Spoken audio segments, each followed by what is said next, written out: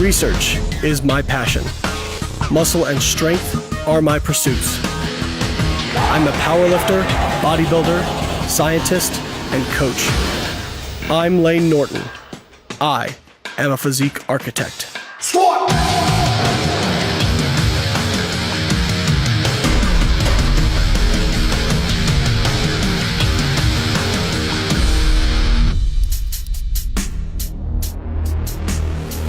I used to be that guy going into the gym with chicken legs. Why? Because I wouldn't squat. I made up every excuse you could think of as to why I shouldn't squat. They're bad for the knees, they're bad for the back, they're hard. Well, I didn't say that out loud, but I certainly thought it. So I used every other exercise I could think of, and my legs were still tiny. One day I had an epiphany.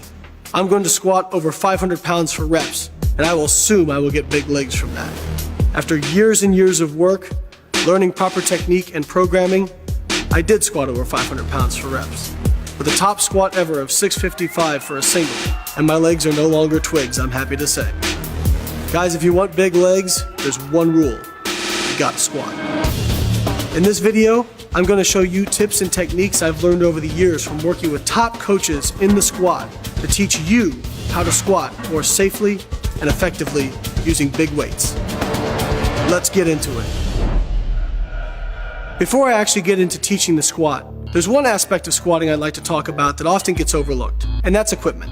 Now, I'm not talking about a bar or a rack. I'm talking about things that you actually put on yourself.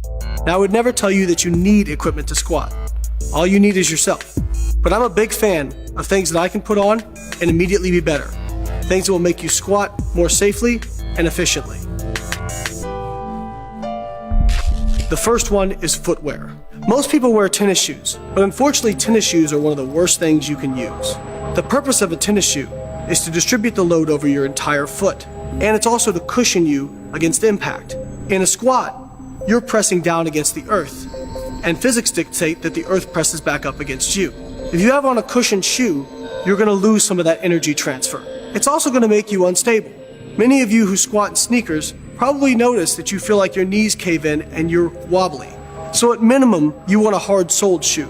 Now, I am a huge fan of Olympic lifting squat shoes. The great thing about squat shoes is not only do they have a hard sole, but they also have a slightly elevated heel. This puts you in a more ergonomic position for squatting and allows you to push off your heel and midfoot better. The next piece of equipment I'd like to talk about is a weight belt. I'm not talking about your weight belts that are flimsy and Velcro. I'm talking about a buckle belt that's made of stiff leather.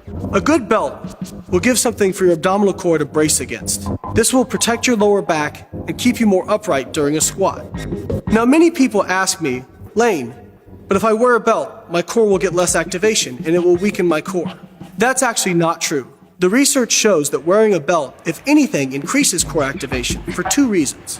One, wearing a belt gives you something to actively push out against, and so your abdominal wall pushes against it harder. Two, you can use more weight and thus get more core activation. One other thing about wearing a belt is most people don't wear it properly. They wear it too low. It is not meant to go around your waist. It is meant to go around where your abdominal wall is going to push out during a squat. So I prefer to wear it a little bit higher than most people wear it. As for what kind of belt, I just recommend buying a belt from a reputable company that is either 10 or 13 millimeter that's 4 inches thick. Another piece of equipment we should talk about is knee sleeves and knee wraps. I personally prefer knee sleeves for a multitude of reasons. The biggest of which is that knee wraps simply take too long to get on and off. They'll slow you down during your workout, and further, there is some evidence that placing that kind of pressure on the patella may not be optimal. Also, when I'm using weights, I like to know that I'm moving the weight, and I'm not getting a PR just simply because I wrap my knees tighter. With knee sleeves, you get a consistent pressure each time that's repeatable, and they're easy to get on and off. They still warm the knee joint and provide some level of protection. The next piece of equipment I recommend isn't really equipment, but still important nonetheless. Good chalk. Now people might say, what the heck do you need chalk for? As we'll discuss coming up, bar position can make a huge difference, and in a low bar squat, chalk can help keep the bar on your back and keep it from rolling. So I recommend getting a good block of chalk and using that to help keep the bar in position on your back while you squat. The last piece of equipment I want to talk about is wrist wraps. For those of you who do high bar squats, wrist wraps may not be necessary.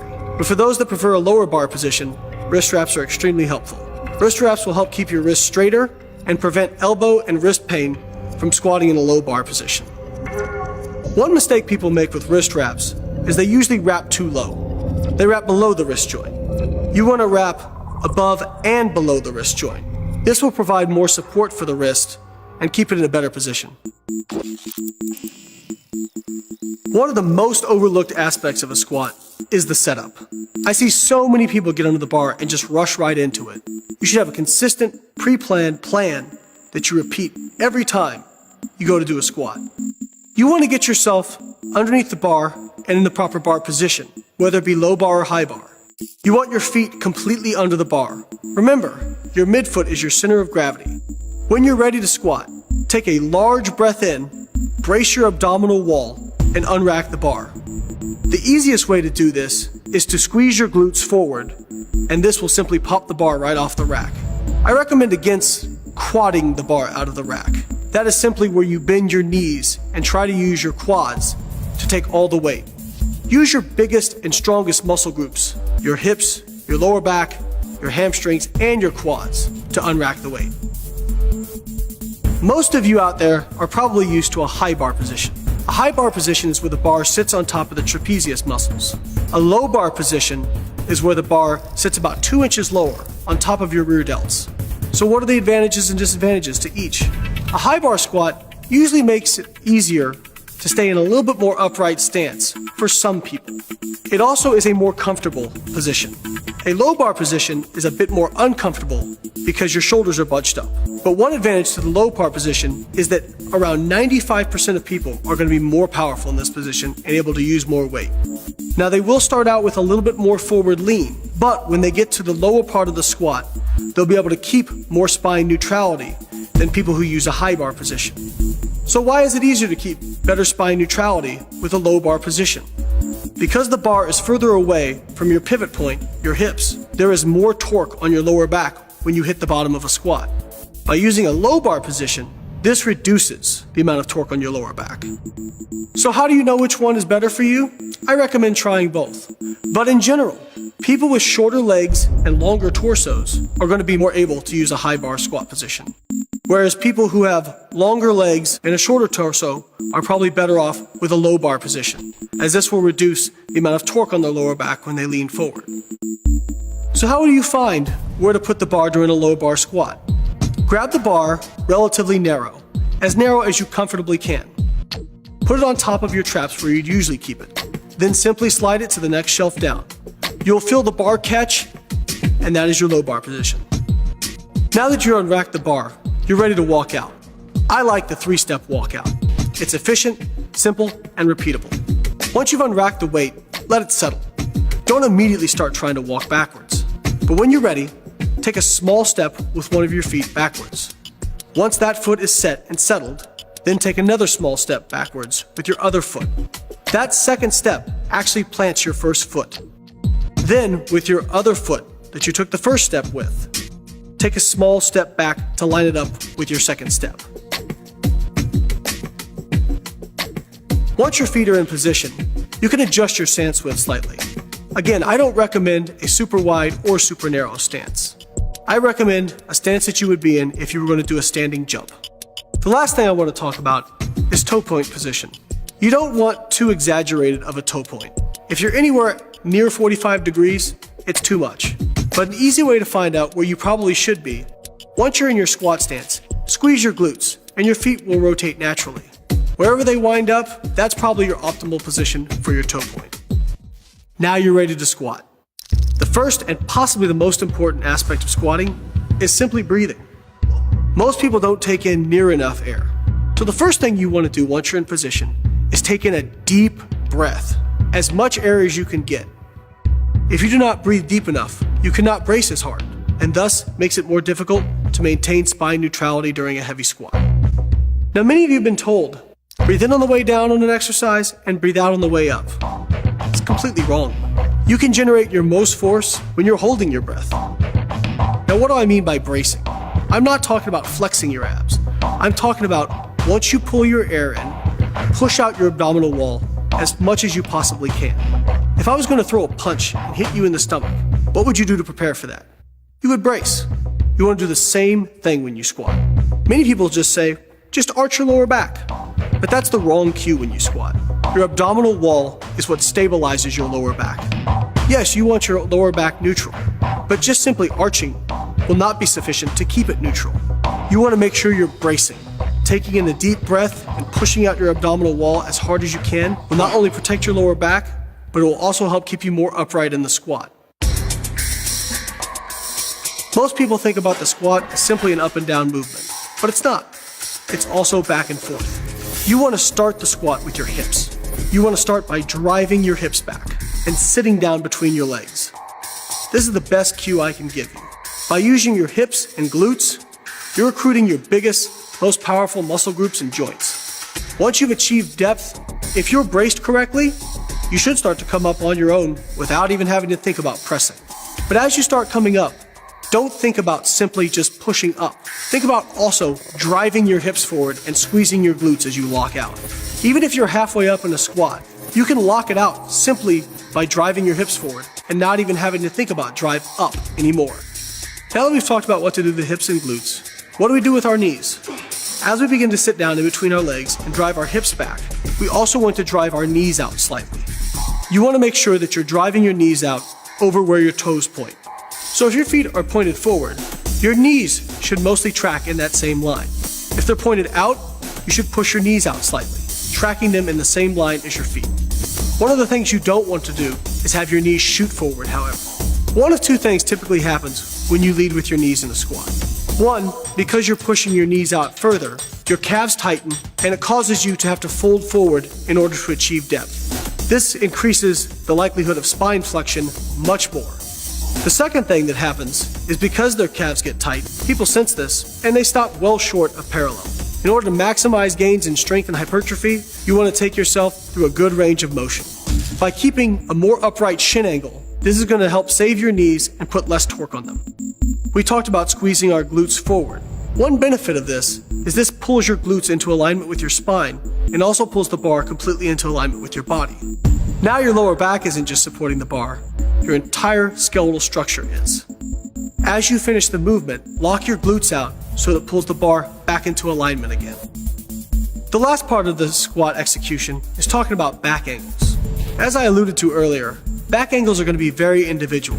One of the things I hear a lot is people telling other people that they should squat more upright. And while it's true, you should squat as upright as you reasonably can, that is going to be different for every person depending upon their structure. For somebody who has long femurs and a short torso, they're going to need significantly more forward lean to achieve depth and keep the bar over their midfoot. For somebody with shorter femurs, they may be able to squat very upright with very minimal forward lean. The most important part, regardless of how much you lean forward, is making sure you maintain spine neutrality. I've talked a lot about this term, but let's discuss it briefly. Spine neutrality essentially means that your back is straight. Even if you're leaning forward slightly, your back is straight. What you don't want to have happen is go into flexion. Flexion is where you lose the neutrality in your spine and you cave forward. That is dangerous because it places uneven pressure on the discs in your back. Now we're going to get into actually what makes a good squat. The number one thing is making sure you get deep enough. Proper depth means your hip joint will go slightly below your knee joint. I think you should squat as deep as you safely can. For some people with longer limbs, they're not going to be able to go all the way down without losing neutrality in their spine. In that case, they should stop before they get to that point. But almost everybody can learn to do a good parallel or below squat. The next thing we're going to talk about is bar path. The bar path is the path the bar takes as you travel down and up during the squat. The proper bar path is going to start with the bar directly above your midfoot, and it should stay as close to the center of your midfoot as possible throughout the entire movement. That way, the bar is directly over your center of gravity, and you get the maximum force transmission from your feet to the bar. Now, even with a really good squat, you may not have a completely straight line, but the fewer deviations from straight you have, the more efficient the squat is going to be, and the easier it's going to be.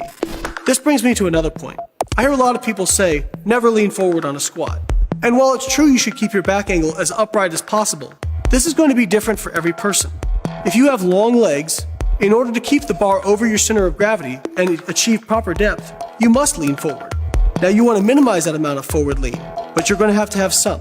Leaning forward in and of itself is not inherently dangerous. The key is to make sure you always maintain spine neutrality. In this video, I've given you the tools you need to squat heavy, safely, and efficiently.